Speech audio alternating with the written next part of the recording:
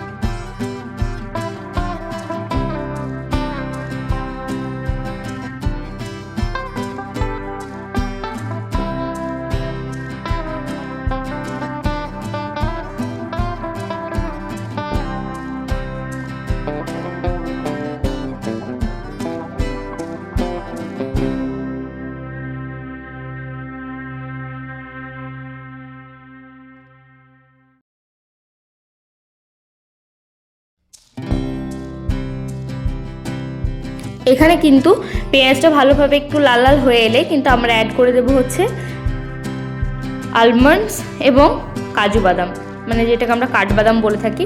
আর এখানে অ্যাড করলাম হচ্ছে গোলমরিচ এবং কাঁচা লঙ্কা। আপনাদেরকে যেমন আমি প্রথমেই বললাম আপনারা যে পরিমাণ ঝাল খাবেন ঠিক সেই পরিমাণই কিন্তু কাঁচা লঙ্কাটা এবং গোটা গোলমরিচটা আপনারা এখানে দেবেন। তারপর দেখুন এটা কিন্তু ভালোভাবে আপনাদেরকে একটু ভেজে নিতে হবে। ভেজে নেওয়ার পর এটাকে আমরা পেস্ট বানাবো। এটাই হচ্ছে আজকের রান্নার মেন উপকরণ বা মেন মশলা যেটাই বলবেন। তো এটাই হচ্ছে আজকের রান্নার শো স্টপার, মানে রান্নার উপকরণে। দেখতেই পাচ্ছেন খুব সুন্দরভাবে কিন্তু এটাকে আমরা লাল লাল করে ভেজে নিচ্ছি। আর এখানে অ্যাড করবো লাস্টে হচ্ছে শাহজিরা। এখানে কিন্তু কোনো রকম যে জিরা আমরা ইউজ করি সেটা ইউজ করলে হবে না, এখানে কিন্তু আপনাদেরকে শাহজিরা ইউজ করতে হবে। তাই দেখুন শাহজিরা দেওয়ার পর যে শাহজিরার একটা নিজস্ব যে গন্ধ সেটা কিন্তু রান্নাতে আরও একটা খুব সুন্দর স্বাদ এবং গন্ধ এনে দেয়। তাই আপনারা শাহজিরাটা এখানে ইউজ করবেন। দেখতেই পাচ্ছেন ভালোভাবে কিন্তু আমরা ভেজে নিয়েছি। এরপর যে ভেজে নিলাম তারপর একটু ঠান্ডা করে নেওয়ার পর এটাকে কিন্তু আমরা পেস্ট বানিয়ে নেব বন্ধুরা।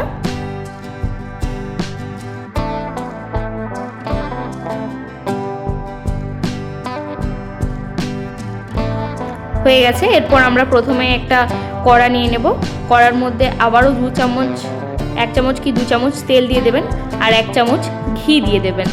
ঘিটা একটু গলে যেতে হবে, তেলের মধ্যে একটু গরম হয়ে এলে আমরা পুরো রান্নার প্রসেসের দিকে যাব। দেখতে পাচ্ছেন ঘি কিন্তু হালকা হালকা গরম হয়ে এসেছে। গরম হয়ে গেলে আমরা কিন্তু অ্যাড করে দিলাম হচ্ছে চিকেনটা, যে ম্যারিনেশন করা আধ ঘন্টার জন্য চিকেনটা আমরা রেখেছিলাম সেটা কিন্তু দিয়ে দিলাম।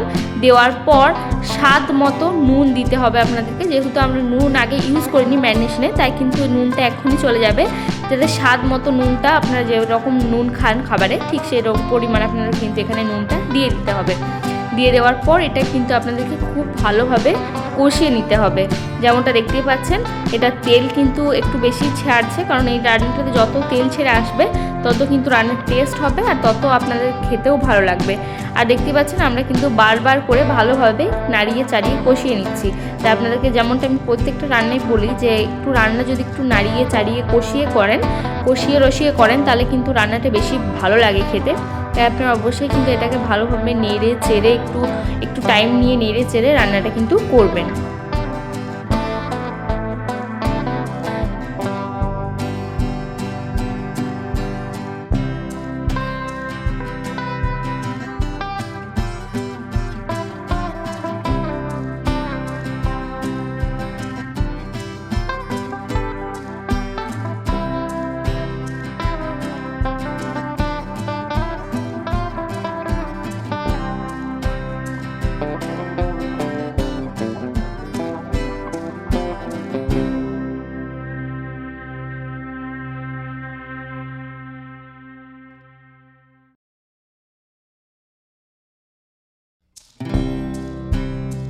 5 থেকে 7 মিনিট পর কষানোর পর আমরা ভালোভাবে যে তেলে ছেড়েছিলাম সেটা কিন্তু ভালোভাবে নেড়ে নেওয়ার পর বা কষানোর পর আমরা কিন্তু দিয়ে দিলাম হচ্ছে যে পেস্টটা, যেটা আপনাদেরকে আমি বললাম যেটা আজকে রান্নার শো স্টপার, সেই পেঁয়াজ, তারপর আপনার কাজু বাদাম, কাঠবাদাম, গোলমরিচ এবং কাঁচা লঙ্কার যে পেস্টটা আমরা বানিয়েছিলাম ঠিক সেটাই কিন্তু আমরা এখানে দিয়ে দিলাম।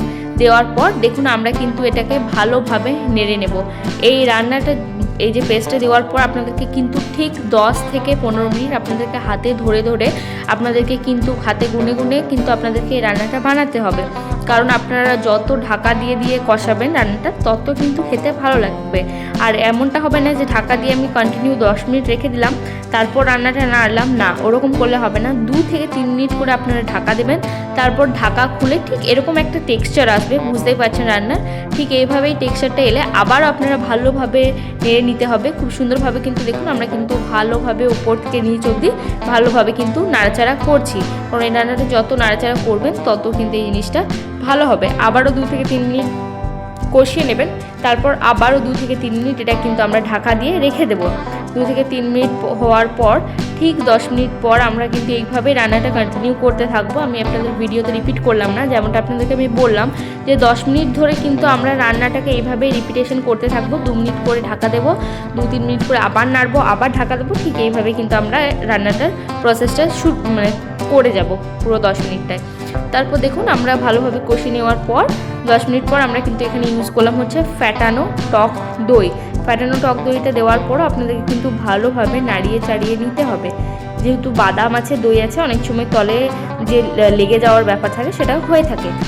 টক দইটা দেওয়ার পর ভালোভাবে নেড়ে নেওয়ার পর আমরা কিন্তু 10 মিনিট ঠিক রেখে দেবো ঢাকা দিয়ে খুলে যখন দেখবো এরকম একটা তেল ছেড়ে এসছে রান্নার মধ্যে, তখন কিন্তু আপনারা বুঝতে পারবেন যে রান্না প্রায় হয়ে এসছে। এরকম তেল ছেড়ে এলে আমরা কিন্তু এখানে দিয়ে দেবো হচ্ছে রোস্টেড মাখানা, আর মাখানাটা কিন্তু মাস্ট দিতেই হবে রান্নার মধ্যে রান্নার যে শেষে। তাই দেখুন রান্নার শেষে কিন্তু আমরা এখানে রোস্টেড মাখানা দিয়ে দিয়েছি। রোস্টেড মাখানা দেওয়ার পর কিন্তু দেখুন আমরা দেখতেই পাচ্ছেন খুব ভালোভাবে কিন্তু আমরা এখানে নাড়াচাড়া করছি। যেমনটা আপনাদেরকে আমি বললাম খুবই সহজ একটা রান্না, অথচ কম উপকরণে এবং চটজলদি। আপনারা যদি এটাকে মিনিমাম আধ ঘন্টা টাইম নিয়ে করতে পারেন তাহলে তো আপনাদের কোনো কথাই হবে না। আর রান্নাটা খুবই সহজ, একটা বাচ্চাও করে দিতে পারবে। তো আপনারা অবশ্যই বাড়িতে ট্রাই করবেন, আমাকে জানাবেন আপনাদের কেমন লাগলো। মাখানা দেওয়ার পর আমরা একটু রেখে দেবো 2 থেকে 3 মিনিট। তারপর দেখুন 2 থেকে 3 মিনিট কষানো ভালোভাবে হয়ে গেলে উপর থেকে নিচ অবধি নেড়ে নিলে রেডি আমাদের বাদাম চিকেনের কোরমা। আপনাদের কেমন লাগলো অবশ্যই আমাকে কমেন্ট করে জানাবেন, আর ভালো লাগলো অবশ্যই like comment share and subscribe করতে ভুলবেন না। আর পেজ যদি ফেসবুক থেকে দেখে থাকেন তাহলে অবশ্যই ভালো লাগলে ফলো করে থাকবেন। বাই, সকলে খুব ভালো থাকবেন, স্টে টিউনড।